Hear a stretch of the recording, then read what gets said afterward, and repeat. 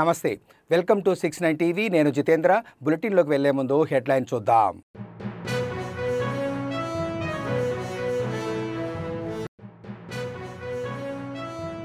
సంగారెడ్డిలో అంతర్జాతీయ వయోవృద్ధుల దినోత్సవం. సీనియర్ సిటిజన్స్ వాగ్దాన కార్యక్రమాన్ని ప్రారంభించిన అదనపు కలెక్టర్ చంద్రశేఖర్.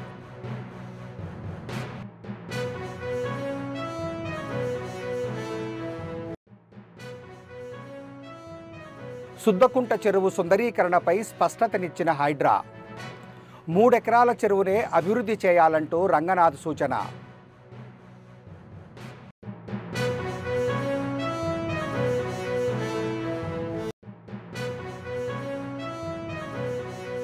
జహీరాబాద్ కాటన్ సెర్చిలో సంచలనం.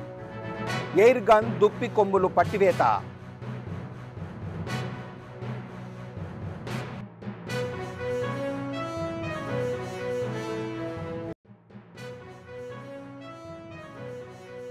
విద్యార్థుల హాజరుపై కలెక్టర్ గట్టి సూచనలు. అటెండ్ కాని పిల్లల తల్లిదండ్రులకు వెంటనే సమాచారం ఇవ్వాలన్న హనుమంతరావు.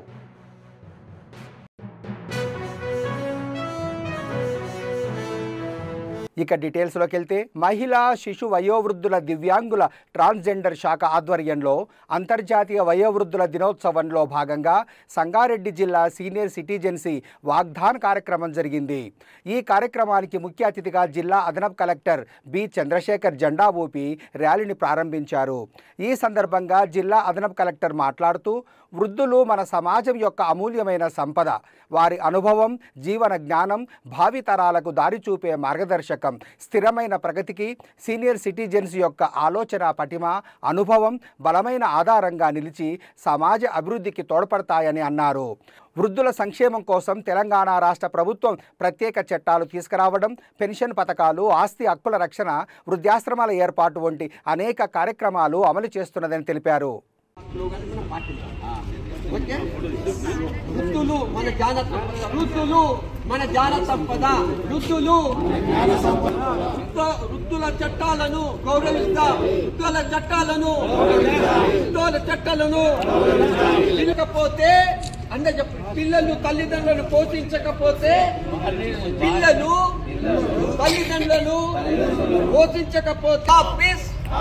తీసుకునబడును. రక్షణ మన కర్తవ్యం. వృద్ధుల వృద్ధాప్యం భారం కాదు, అదే మా బాధ్యత. వృద్ధాప్యం భారం కాదు, వృద్ధాప్యం భారం. వృద్ధుల చట్టాలను పిల్లల తండ్రులను దోచి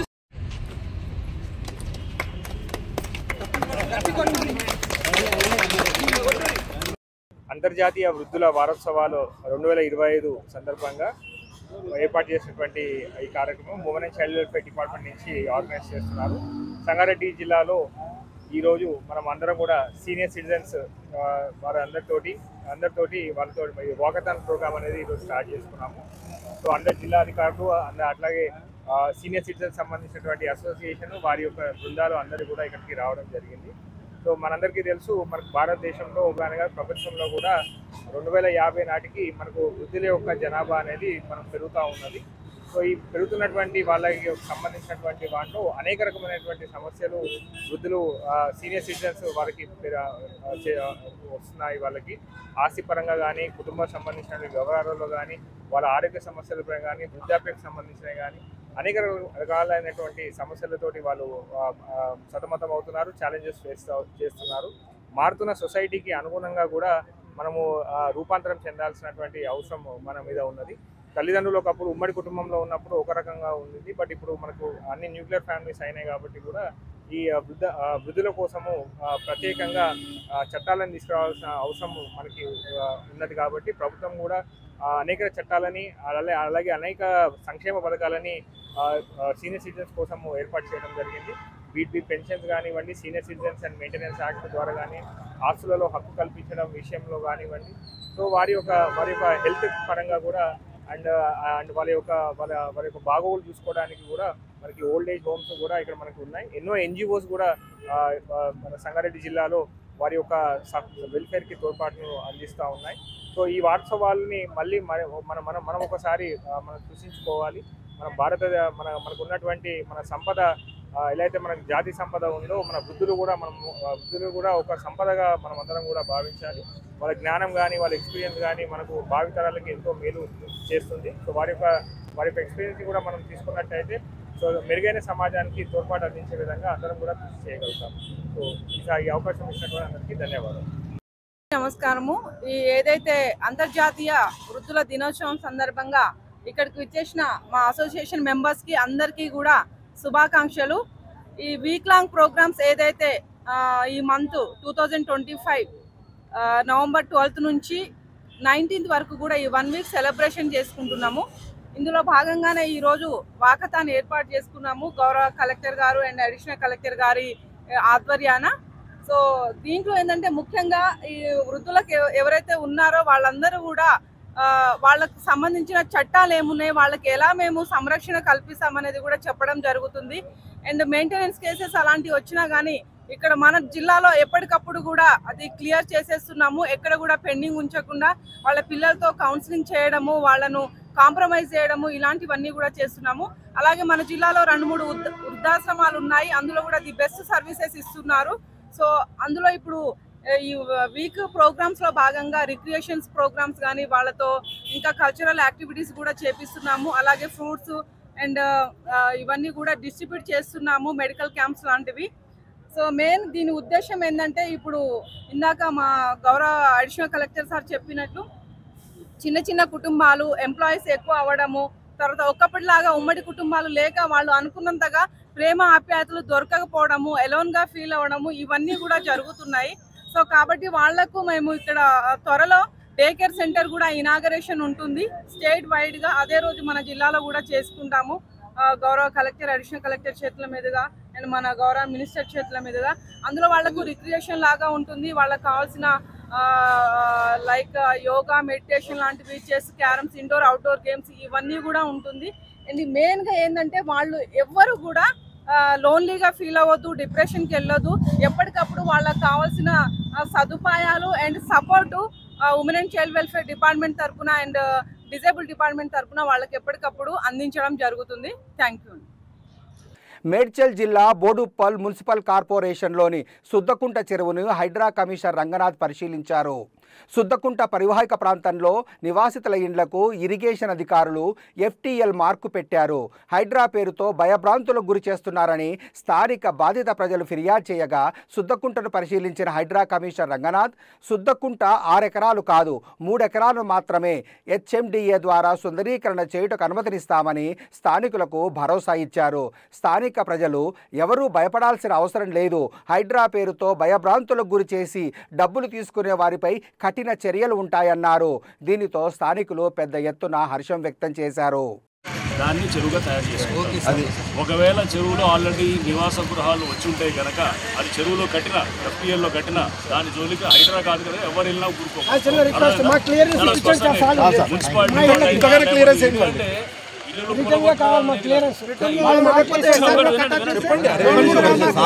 ఇల్లు కూలగొట్టాలనేటటువంటిది చేసి చెరువులు చేయాలనేది అది ప్రభుత్వ అభిమతం కాదు, హైడ్రా అభిమతం కాదు. హైడ్రా పేరు వాడుతున్నారని కూడా మీరు చెప్పారు కాబట్టి మేము కూడా చెప్తున్నాం. ఇప్పుడు మీకు ఎందుకంటే ఈ డౌట్లు వచ్చి మమ్మల్ని ఒక భూతంగా చూపించి హైడ్రా వస్తుంది మీరు జాగ్రత్త అని చెప్పి ఇక్కడ కలెక్షన్లు కర్రలు చెప్తారనే దాంతో వచ్చింది.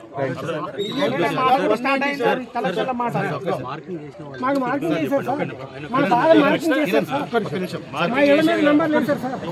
చేసింది మీరు అందరూ దుడుకోవచ్చు, వీలే చేసేస్తారు. కట్టినవి కబ్జా కూడా చెరువుల్లో కట్టినవి చాలా ఉన్నాయి. అవన్నింటినీ కూడా మనం ఏమి టచ్ చేయము. అవన్నీ అర్థమైందా? సో కట్టారు, ఎప్పుడో కట్టారు, వాడు 20 ఏళ్ల క్రితం కబ్జా చేసినారు, కట్టారంటే కనుక ఇప్పుడు దాన్ని ఎట్లా డిస్టర్బ్ చేస్తాం? అందుకోసం మనం చూసాం. మీకు బెస్ట్ ఎగ్జాంపుల్ బతుకమ్మకుంట అనేది ఎగ్జాంపుల్. దాంట్లో చెరువు 15 ఎకరాలు అయితే మొత్తం ఆక్రమించడం అయిపోయింది. 10 ఎకరాలు 5 ఎకరాలు ఖాళీగా ఉన్నదాన్నే మేము చెరువు తయారు చేసినాం. అది ఎగ్జాంపుల్ అనమాట. అలానే మనం అర్థం చేసుకోవాల్సిన సమస్య ఏంటంటే ఖాళీగా ఉన్న ల్యాండ్ ఒకవేళ సపోజ్ ఆడ 10 ఎకరాలు ఖాళీ ఉంటే 10 ఎకరాలు చెరువు చేసేవాళ్ళు. అంతేగాని ఇల్లులు ఉన్నాయి కదా అని చెప్పేసి ఇప్పుడు గుమ్రుక్ ద్వారా ఉన్నది చెరువు, దాన్ని కూడా అంతే 18 ఎకరాలు ఎంత ఉన్నది FTL. ఇది మనం ఇప్పుడు రాజేంద్ర నగర్ దగ్గర ఓల్డ్ సిటీలో చేస్తున్నాం. 18 ఎకరాల చెరువు అయితే కనుక దాన్ని ఎంత మనం 13-14 ఎకరాలకి ఎందుకు చేస్తున్నాము? అక్కడ FTL ఇల్లులు వచ్చేసినాయి. ఇల్లులు వచ్చిన దాన్ని మనం తీసుకోవట్లేదు. అలా మనం తీసుకో. నల్గొండ జిల్లా గుర్రంపోడు మండల కేంద్రంలో మండల అధ్యక్షులు జిల్లా బోయిన యాదయ్య ముదిరాజ్ ఆధ్వర్యంలో జరిగిన కార్యక్రమానికి అతిథులుగా హాజరైన జిల్లా అధ్యక్షులు వెలుగురవి ముదిరాజ్, జిల్లా మత్స్య సహకార సంఘం చైర్మన్ కొనుకు వెంకటనారాయణ ముదిరాజ్ గారు మాట్లాడుతూ మొట్టమొదటిసారి ముదిరాజులే మత్స్యకారులు అనే నినాదంతో ప్రపంచ మత్స్యకారుల దినోత్సవం నవంబర్ 21, 2014 నాడు ఆవిర్భవించిందని, తెలంగాణ ముదిరాజ్ మహాసభ ఆవిర్భావం నాటి నుండి నేటి వరకు ప్రభుత్వం మెప్పించి ఒప్పించి తెలంగాణ ప్రభుత్వం మత్స్యకారుల జీవితాలలో గణనీయమైన మార్పులు తీసుకువచ్చిన తెలంగాణ శాసన మండలి డిప్యూటీ చైర్మన్, తెలంగాణ ముదిరాజ్ మహాసభ రాష్ట్ర అధ్యక్షులు శ్రీ బండ ప్రకాష్కు ప్రత్యేక కృతజ్ఞతలు తెలిపారు. ప్రతి గ్రామం, పట్టణాల్లో ముదిరాజ్ జెండా ఎగరవేసి తెలంగాణ ముదిరాజ్ మహాసభ 11వ వార్షికోత్సవ వేడుకలు మరియు ప్రపంచ మత్స్యకారుల దినోత్సవాన్ని ఘనంగా నిర్వహించుకుందామని పిలుపునిచ్చారు.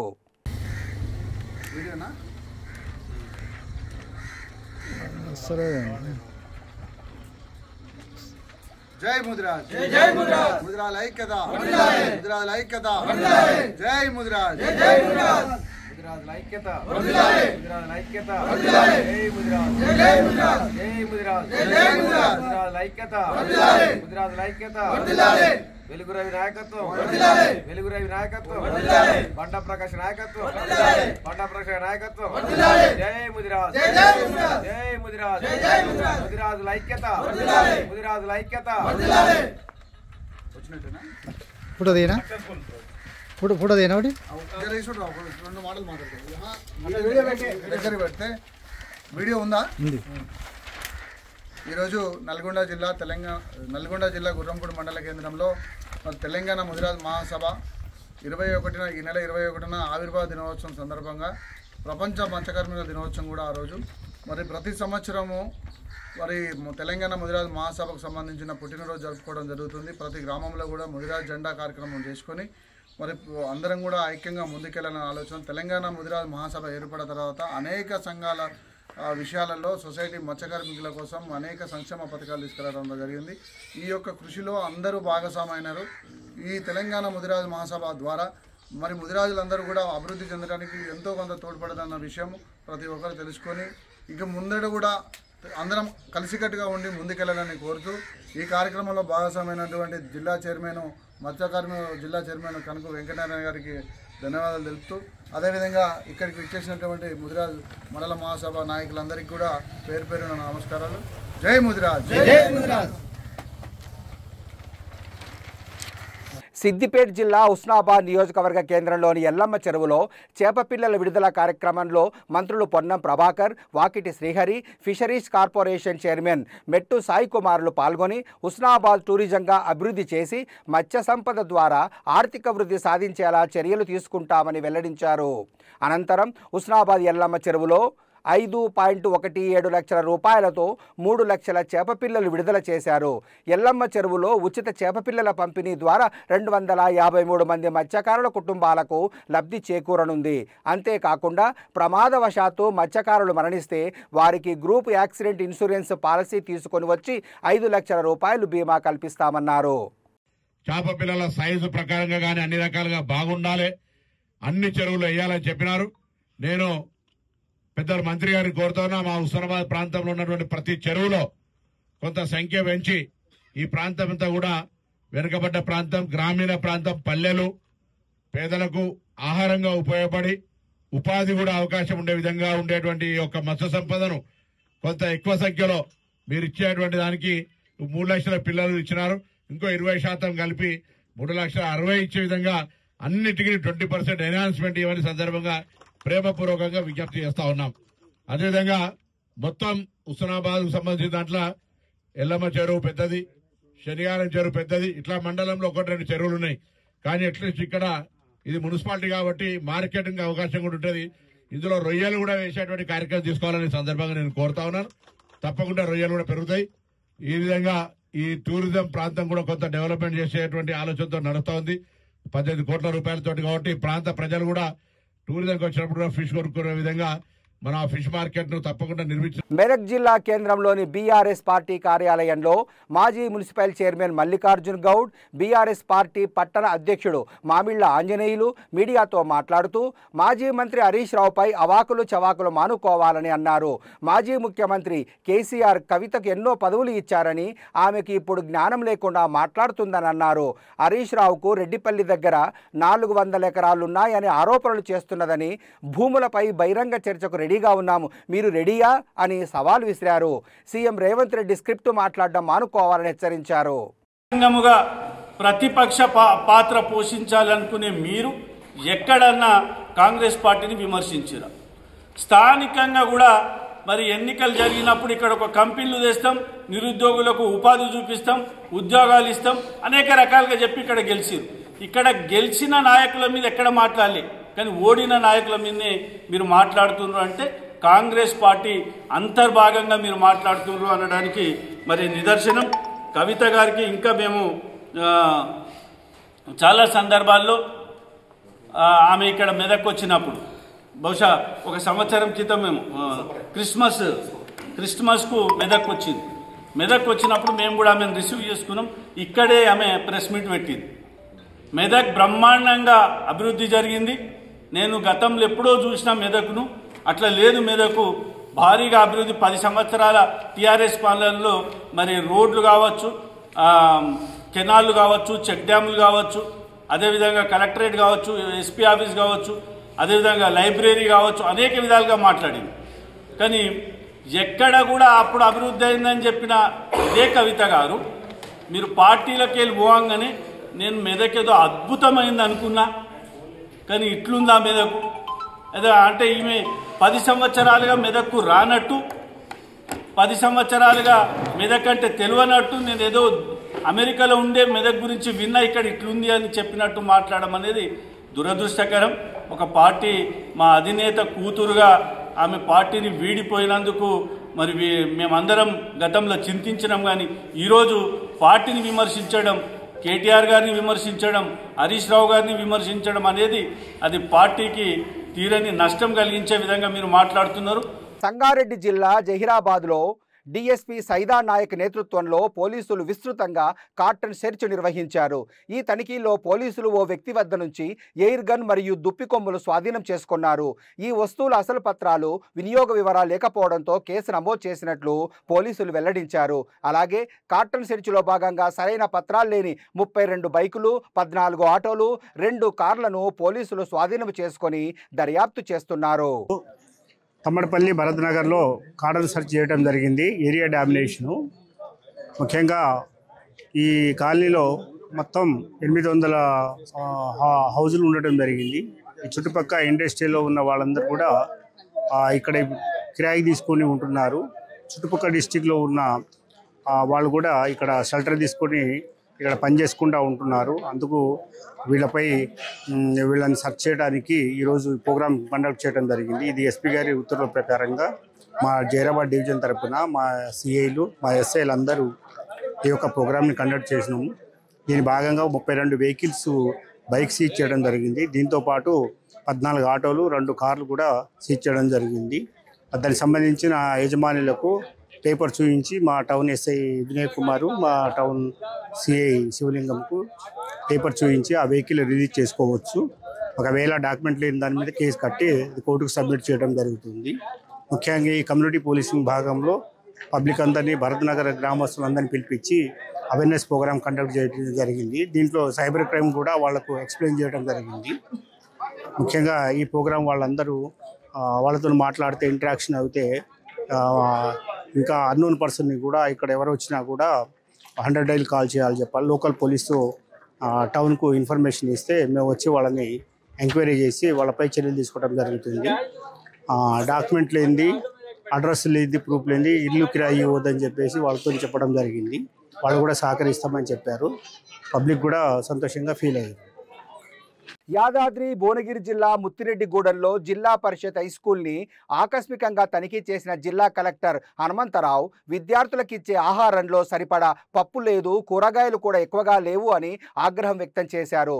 పద్ధతి మార్చుకోకపోతే చర్యలు తీసుకుంటామని హెచ్చరించారు. రోజు విద్యార్థులకు మెనూ ప్రకారం ఇవ్వాల్సిన ఆహారాన్ని ఇవ్వాలని ఆదేశించారు. స్కూల్లో విద్యార్థులతో కలిసి వాలీబాల్ ఆడిన కలెక్టర్ జిల్లా స్థాయిలో జరిగిన వాలీబాల్ పోటీల్లో పతకాలు సాధించిన విద్యార్థుల్ని అభినందించారు.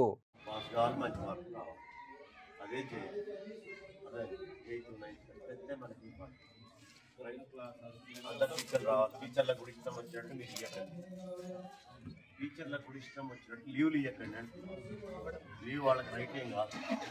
ఎంత ఎసెన్షియల్ అయితే ఈ టైంలో అక్టోబర్ నవంబర్ వరకు ఓకే. బిడ్డలు కాదా వాళ్ళు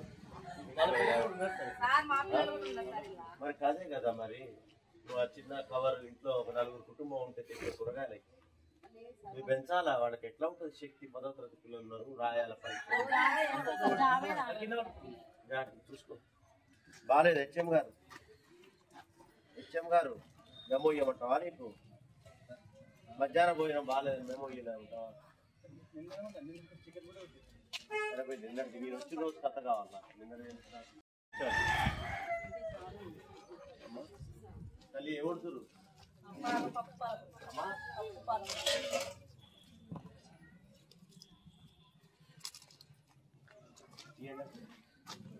అర్థమైందా? మంచిగా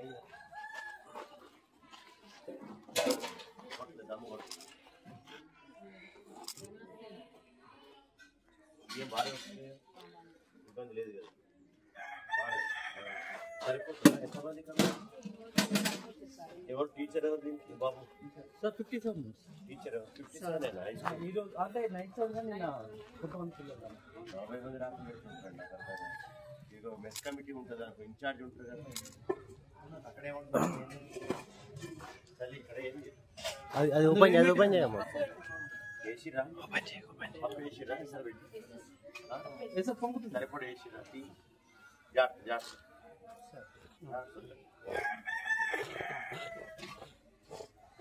పప్పు ఎంత ఇష్టం అనేది దోసకాయలు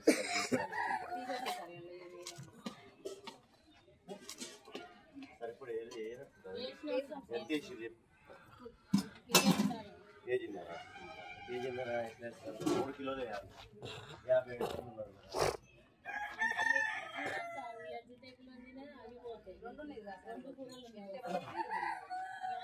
ప్రకారం వాళ్ళకి ఆరోగ్యం ఉండాలంటే 57 మంది కాబట్టి 3 కిలోలు వేయాలి. ఎందుకంటే మీరు చేస్తున్నారు అర్థం కావట్లేదు. కూరగాయల క్వాలిటీ ఎట్లుంది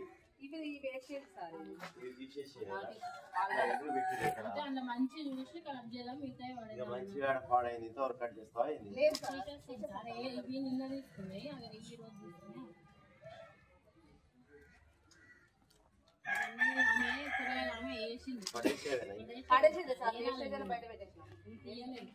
సాంబార్లు కలుపుతారు.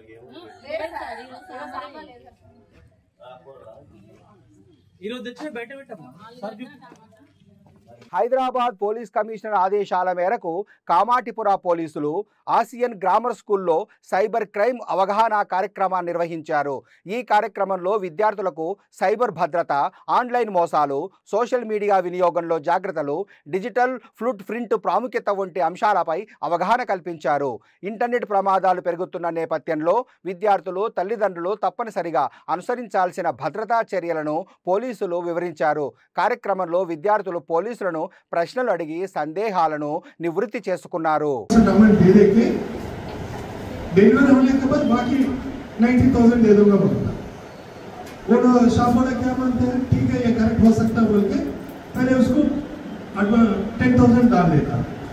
डाल देने से पहले क्या करता, 10,000 डालने के बोलता कि मुझे अभी मटेरियल तुरंत यहाँ अनलोड कर दो बोलते, उन्हें मटेरियल अनलोड कर देता। देखे जाके एक जगह दिखाता, वो जगह देखने को अगर शक आया तो नहीं डालेगा, वो इंटेलिजेंट हो तो नहीं डालता, उसको सामने बुला के डाउनलोड करने बोलता।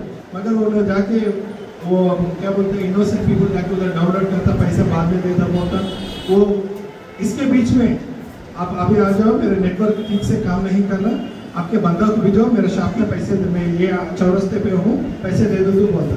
इसके बीच में वो उधर चले जाने के बाद ये पूरा मटेरियल उठा लेके चले जाता। ये वन टाइप ऑफ चीटिंग। और क्या है, और दूसरा टाइप क्या होता है, एक 5,000 या 10,000 पैसे उसको अकाउंट में डालता है, डाल के फिर उसको बोलता है कि गलती से आपकी एक नंबर आ गया, ये नंबर मिसमैच हो गया, मेरा पैसा वापस कर दो बोल के उसको फोन करता है। वो वैसा उसको इसमें क्या है ना, वो अपोजिट आदमी से 1 रुपया या कुछ ना कुछ उसका अकाउंट से इसको आने की कोशिश करता हूँ। क्यों बोलता हूँ, उसका बैंक, उसका नंबर इसको एक्सेस मिलने के लिए, उसका अकाउंट से इसे आने के लिए उसको कुछ ना कुछ बातें बोल के उसमें ला लेता। बाद में with in the fraction of minutes seconds के अंदर वो बातचीत होता रहता है, इसका पैसा यहाँ से चला जाता है। इसलिए अपन ये साइबर केस में क्या है ना, अननोन आदमी से, अननोन कस्टमर से कभी से बात अपना अकाउंट डिटेल्स नहीं बताना चाहिए, ठीक है। और फैकल्टी जितने भी बोलने के बावजूद भी आप लोग उसमें से कुछ रेफरेंस लेते हुए और नॉलेज इंक्रीज करते हैं। एट द सेम टाइम इससे नुकसान भी है, तो अपन का बाय डिफॉल्ट इसमें चल जाता है। मैं इसमें से 2-4 एग्जाम्पल्स बताऊंगा पहले। Before going to start the awareness program, what kind of actions we have to do, we don't do. Before going to that things, I share my little bit some 2 or 3 examples to you, which can help you out. So आजकल क्या हो रहा है, example, एक आदमी को phone आएगा, call करके बिजनेसमैन ऐसा बोलता है कि मुझे आपका एक टाइल्स शॉप वाला है अपने एरिया में, हमारा पुलिस स्टेशन में रिपोर्ट किया गया केस के एक बता रहे, एक अपने इलाके में एक टाइल्स शॉप है, टाइल्स शॉप मालूम है ना, जो नीचे अपन घर में टाइल्स डाल लेता, वो शॉप को फोन करता, फोन करके उसको पूछता कि वो पूरा अपना ऑनलाइन में देख लेता किसका शॉप कहाँ है क्या है बोल के, उसमें कॉन्टैक्ट नंबर मिला, उसको फोन कर लेता। वो डायरेक्ट कभी कभी व्हाट्सएप कॉल करेगा, कभी डायरेक्ट कॉल भी आएगा। डायरेक्ट कॉल से कॉल करके मुझे एक 50,000 मटेरियल का 50,000 का मटेरियल चाहिए, कुछ नाम बोलता है, ये टाइल ऐसे डिजाइन में ऐसे साइजेस बोलते हुए उसको पहले क्या करता है, उसको ट्रस्ट लेके आता, yes he is the genuine customer to me बोल के सर समझ में आने का। आपको भी ऐसे ही कॉल्स आएगा, अपन उसको उसके बातों में आ जाते हैं, उसको इतना अच्छा अपन समझाते हैं कि हाँ हमारा कस्टमर ठीक है, उन्होंने शॉप वाला क्या मानेगा, ठीक है मेरा ये कस्टमर होगा बोल के चलो ना कोटेशन देता रहता है, ये साइज का इतना, ये साइज का इतना, फिर फाइनली क्या करता, कॉस्टली आइटम का ले लेके मुझे 1 लाख रुपए 80,000 90,000 ऐसे कोटेशन फोन पे बोल देता, बोल लेके चलो मेरा को ये यहाँ से लेके इमीडिएटली बहुत दूर का जगह बोलता, ये कामाटीपुरा से लेके LP नगर बोल देता, दूर रहता ना थोड़ा with in the city limits, but it should be far distance from that place, वहाँ बोल देके उसे डिलीवरी। బులెటిన్ ముగించే ముందు హెడ్లైన్స్ మరోసారి.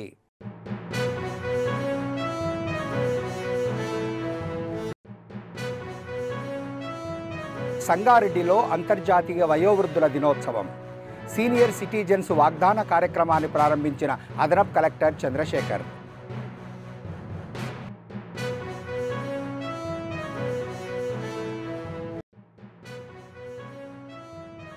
సుద్దకుంట చెరువు సుందరీకరణపై స్పష్టతనిచ్చిన హైడ్రా, 3 ఎకరాల చెరువునే అభివృద్ధి చేయాలంటూ రంగనాథ్ సూచన.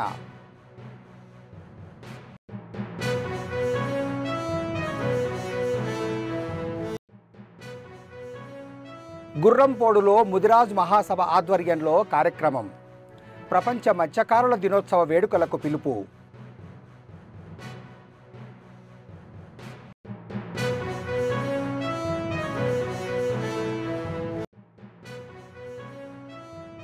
టూరిజం హబ్గా హుస్నాబాద్ అభివృద్ధి, ఎల్లమ్మ చెరువులో చేపపిల్లల విడుదల చేసిన మంత్రులు.